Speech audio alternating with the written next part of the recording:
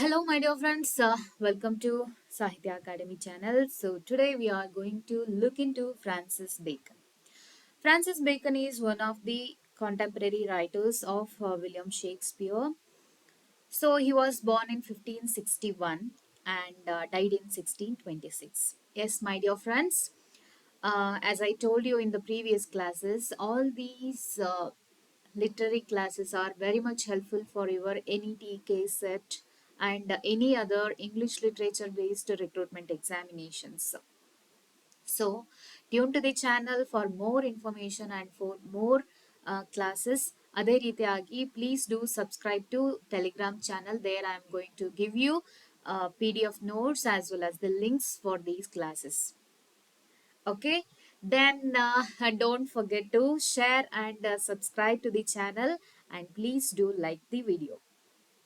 So ಹಾಗೆ ಇದೇ ಮೊದಲು ನೀವು ಕ್ಲಾಸನ್ನು ಅಟೆಂಡ್ ಮಾಡ್ತಾ ಇದ್ರೆ ಸೊ ನಿಮಗೆ ಯಾವ ರೀತಿಯಾದ ಕ್ಲಾಸಸ್ ಬೇಕು ಅಥವಾ ಲೈಕ್ ಏನು ಅರ್ಥ ಆಗ್ತಾ ಇಲ್ಲ ಅದನ್ನ ಕಮೆಂಟ್ ಬಾಕ್ಸಲ್ಲಿ ನನಗೆ ತಿಳಿಸಿದ್ರೆ so I would appreciate that.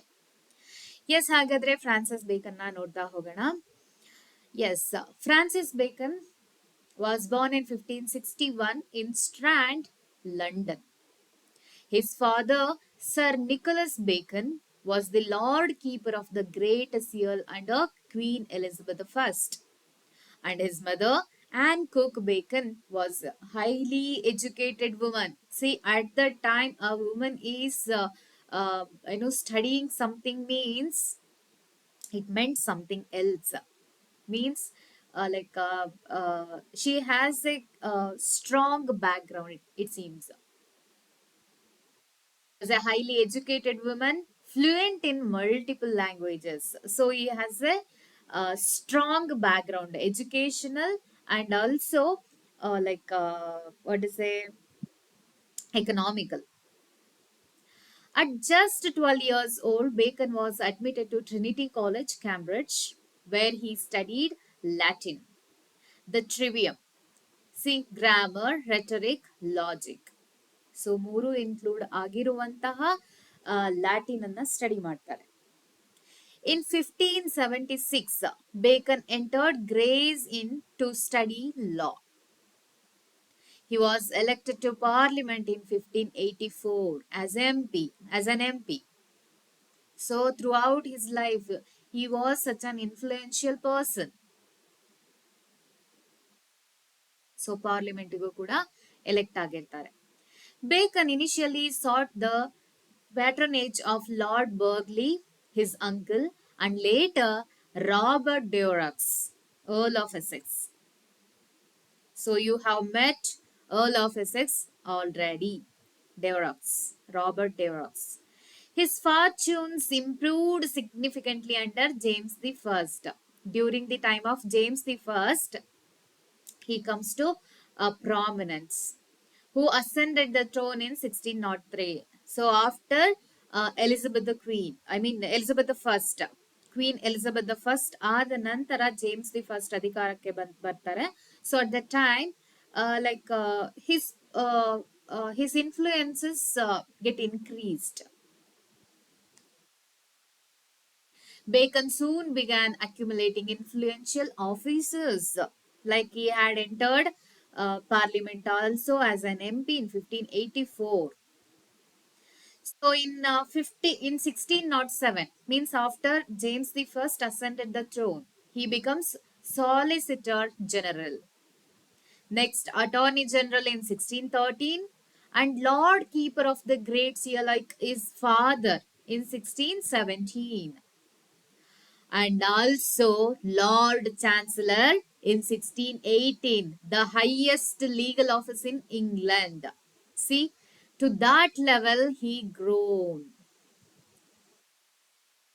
as Lord Chancellor. Unfortunately, as Lord Chancellor, his career ended in disgrace in 1621 when he was charged with accepting bribes.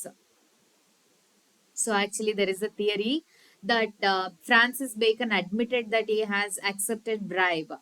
So, on the other hand, there is scholarly discussions, going on that.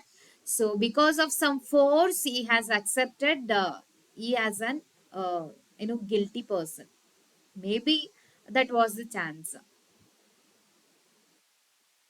So ಅಷ್ಟು ದೊಡ್ಡ position ಅಲ್ಲಿ ಇದ್ದಂತಹ Francis ಬೇಕನ್ bribe ತಗೊಂಡು ಮುಂದುವರಿಯುವಂತಹ ಅವಶ್ಯಕತೆ ಅವನಿಗಿರ್ಲಿಲ್ಲ. ಯಾವುದೋ ಒಂದು ರಾಜಕೀಯ ಒತ್ತಡ ಅಥವಾ ಬೇರೆ ಯಾವುದೋ ಇನ್ಫ್ಲುಯೆನ್ಸ್ಗೆ ಸಿಲುಕಿ ಅವನು ಬ್ರೈಬ್ ತಗೊಂಡೆ ಅಂತ ಒಪ್ಕೊಂಡಿರಬಹುದು ಅನ್ನೋ ಒಂದು ಥಿಯರಿ ಕೂಡ ಇದೆ. Despite fall means in 60 after 1621 his position started to decrease in the society, even in the politics.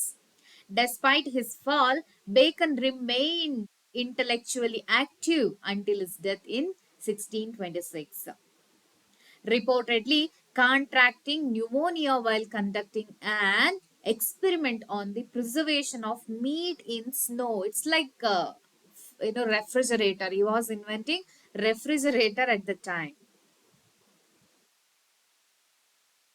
So let's go through his major works. He is famous for his essays. Francis Bacon. He is an essayist, philosopher, scientist, like all rounder. His essays published in three periods. First 1597, next 1612 and 1625. He wrote in both English and Latin. Remember, he studied Latin at Trinity College. His writings span moral essays, scientific treatises, legal texts, utopian fiction, and philosophical manifestos. In total, his writings included. So, his essays first published in 1597 with 10 essays only. So, first time publish ಆದಾಗ 10 essays ಮಾತ್ರ ಇರುತ್ತೆ. So the collection expanded in 1612 up to 38. Second edition publish ಆದಾಗ 1612 ಅಲ್ಲಿ 38 ಇರುತ್ತೆ. So again in 1625 to include 58 essays.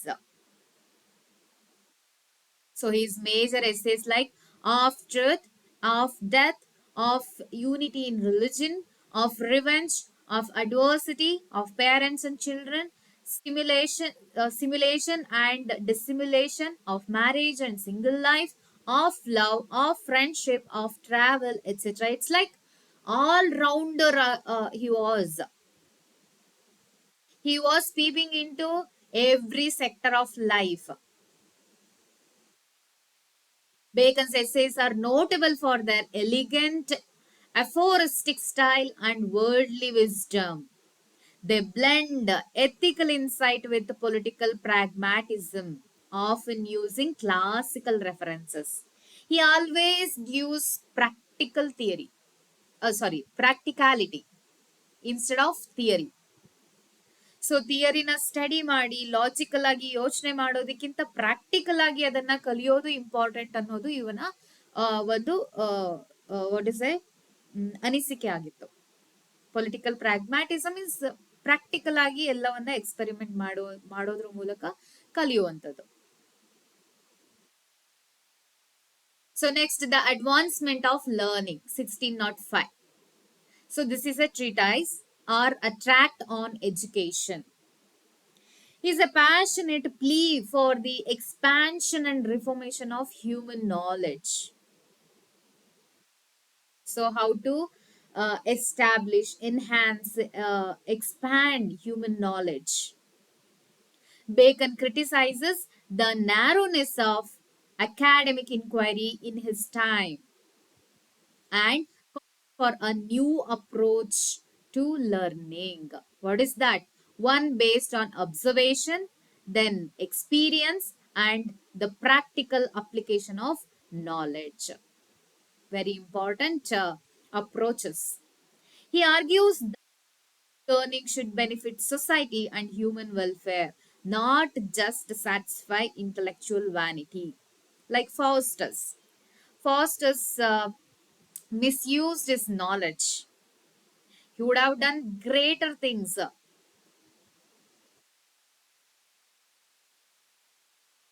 So in today's education also it is like it is we are just studying things which are not at all benefited for the personal life as well as the society. So that kind of orientation is there. So there is no benefit for the society. Maybe morality, ethnicity, I mean ethical education is there, but practical ಆಗಿ ಅಂತ ಬಂದಾಗ ಅದನ್ನ apply ಮಾಡಿ ನಾನು ಇದನ್ನ ಕಲ್ತಿದ್ದೀನಿ ಈ ರೀತಿಯಾಗಿ ಇರಬೇಕು ಅಂತ ಅಪ್ಲೈ ಮಾಡಿ ಜೀವನ ನಡೆಸೋರು ತುಂಬಾ ಅಂದ್ರೆ ತುಂಬಾ ಕಡಿಮೆ. So next is Novum Organum, 1620. Novum Organum, it is written in Latin. So what does it mean in English? New instrument. It is a direct challenge to Aristotle Organon, advocating for inductive reasoning over deductive logic. So ಚಿಕ್ಕದಿಂದ ದೊಡ್ಡದ ಒಂದು theory basic ಆಗಿ ಇಟ್ಕೊಂಡು generalise ಮಾಡೋದು ಹೇಗೆ, generalise ಇಂದ ಒಂದು point of ವ್ಯೂಗೆ ಬರೋದು ಹೇಗೆ, that is what his approach. Central to this text is Bacon's theory of the idols. There are four idols which he saw as mental barriers to understanding. When an individual is learning something, there are four kinds of barriers to his mind. So he called them as idols. Idols of the tribe, idols of the cave, idols of the marketplace, idols of the theater. What does it mean? Idols of the tribe means flaws in human nature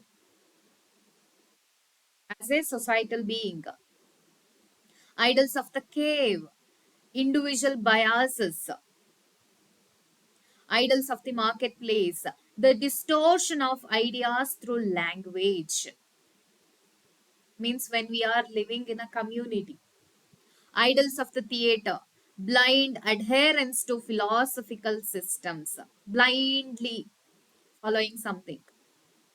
So by identifying these distortions, flaws, or loopholes, Bacon sought to clear the path for a new empirical method, means practical method, that prioritized observation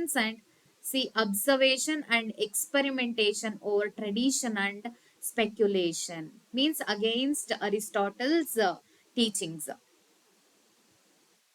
So we can see both in his the Great Instauration 1620. So its full title, Instauratio Magna. So this is written in Latin. So translated to English as Great Renewal or Great Instauration. Originally written in Latin. Bacon lived during the late Renaissance, of course, right? So at the end of the Elizabethan's era and the beginning of the James the First Jacobean age, Jacobean's time. So next we are going to look into Jacobean era.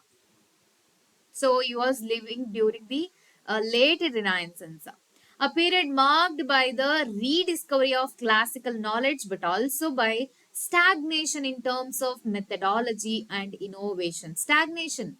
So like it reached saturation point.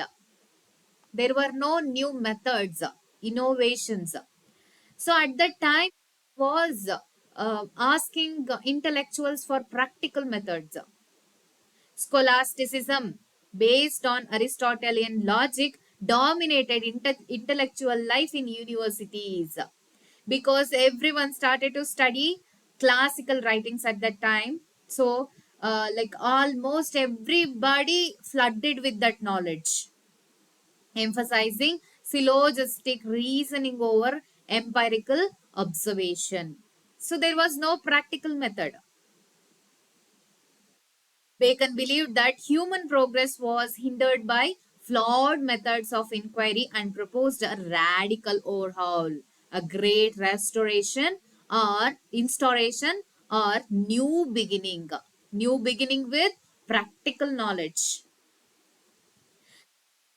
And in six parts. Actually, the great instauration planned as six parts, but he was only able to finish partially, though Bacon only completed parts of it in his lifetime. Each part represents a stage in the transformation of human understanding.